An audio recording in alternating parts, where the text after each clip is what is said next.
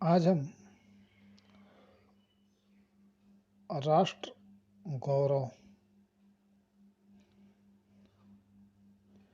ठीक, BA part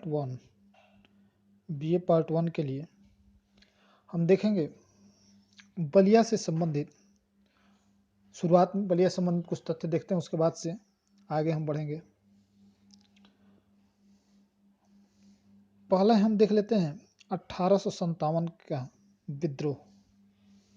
1857 का विद्रोह,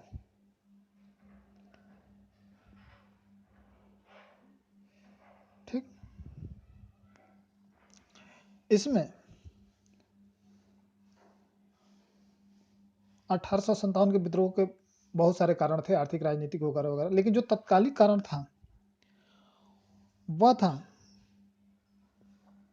विद्रोह का तत्कालिक कारण 1856 ईस्वी में सरकार ने पुरानी लोहे की एक बंदूक होती थी ब्राउन बैस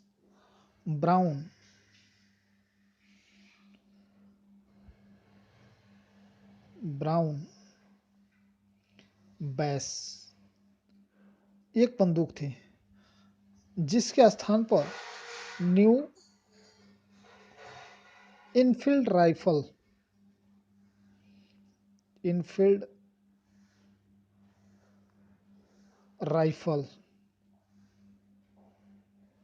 ठीक, एक न्यू इनफील्ड राइफल का प्रयोग लाया गया था। ब्राउन बैस के स्थान पर न्यू एनफील्ड राइफल लाया गया था। इसमें यह अफवाह फैल गई थी कि जो इसमें कारतूस का प्रयोग होता है वह गाय और सुअर की चर्बी से होता है, जिसे मुंह से तोड़ना होता था, उसमें न्यू एनफील्ड राइफल में भरना होता था।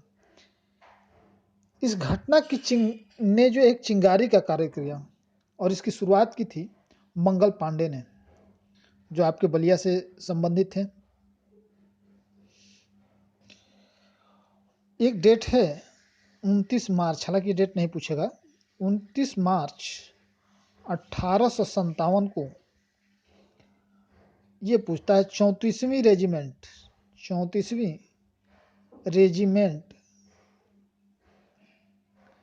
बैरकपुर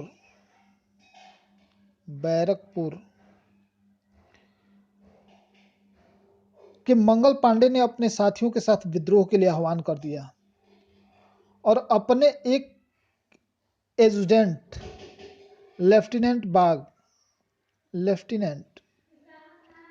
बाग की हत्या कर दी और एक मेजर सर्जेंट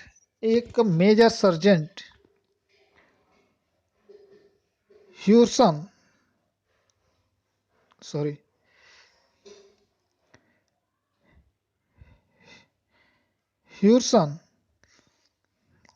को गोली मार दी। मंगल पांडे को 8 अप्रैल को फांसी पर लटका दिया गया और 34वीं रेजिमेंट को भंग कर दिया गया। अब इसमें आपको क्या करना है, 34वीं रेजिमेंट याद रखना है, मंगल पांडे याद रखना है, लेफ्टिनेंट बाग और ह्यूरसन। लेफ्टिनेंट बाग को हत्या कर दी थी और ह्यूरसन को गोली मारी थी, इतना आपको याद होना चाहिए, ठीक। अब तत्पश्चात 10 मई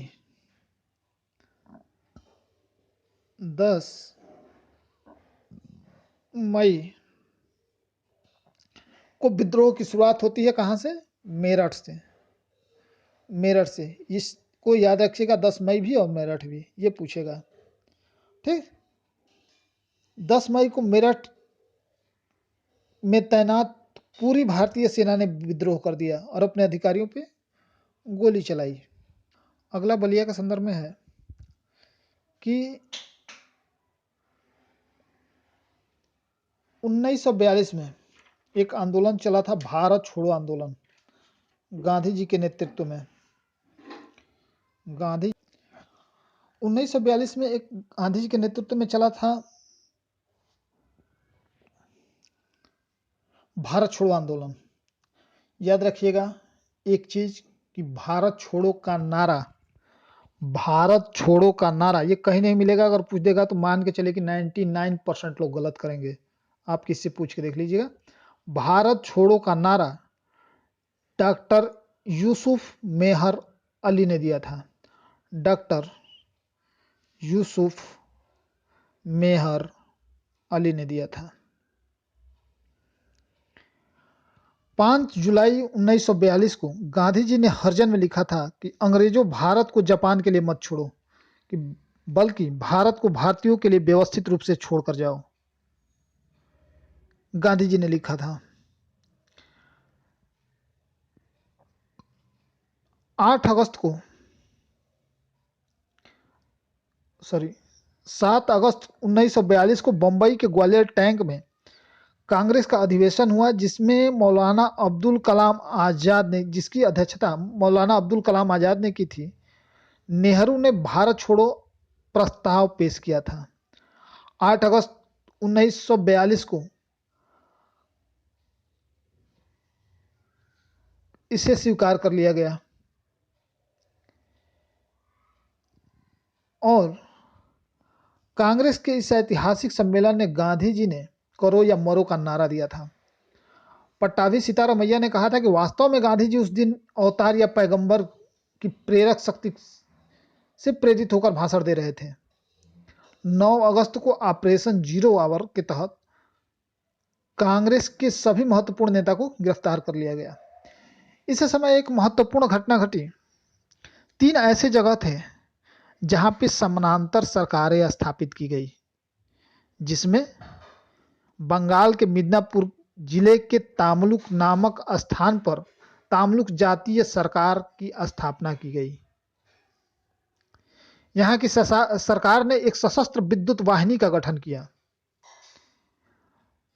इसका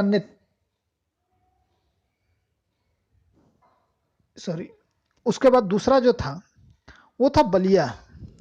बलिया में चित्तू पांडे के नेतृत्व में पहली बार एक समानांतर सरकार की स्थापना की गई थी। इस बात को ध्यान रखिएगा, चित्तू पांडे के नेतृत्व में बलिया में समानांतर सरकार की स्थापना की गई थी। अगर चूंकि बलिया में स्थापना की गई थी, बलिया से संबंधित है, तो हो सकता है कि निम्न में से कहाँ पे या निम्न में से कौन सा ऐसा स्थान है जहाँ पे समानांतर सरकार स्थापित नहीं किया गया था। तीनों नाम दे दें तो एक है मिदनापुर, ठीक, का तामलुक नामक स्थान, हालांकि मिदनापुर देता है, तामलुक नहीं देता है। दूसरा है बलिया और तीसरा है सतारा। सतारा में स्थापना की गई थी। अगला जो है बलिया के संदर्भ में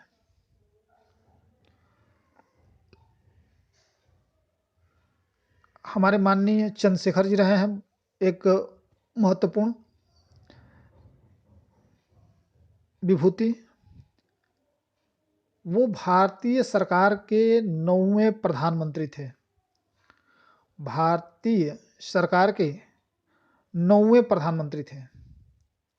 इस बात को आप लोगों को ध्यान में रखना है। उनका जन्म स्थान कहाँ है? इब्राहिम पट्टी, एक गांव है बलिया का, इब्राहिम पट्टी, वो उनका जन्म स्थान है। और हमारे यहाँ बलिया के जो है जो प्रसिद्ध साहित्यकार हुए वो हैं हजारी प्रसाद द्विवेदी, और जो प्रमुख गणितज्ञ हुए वो हैं गणेशी दत्त।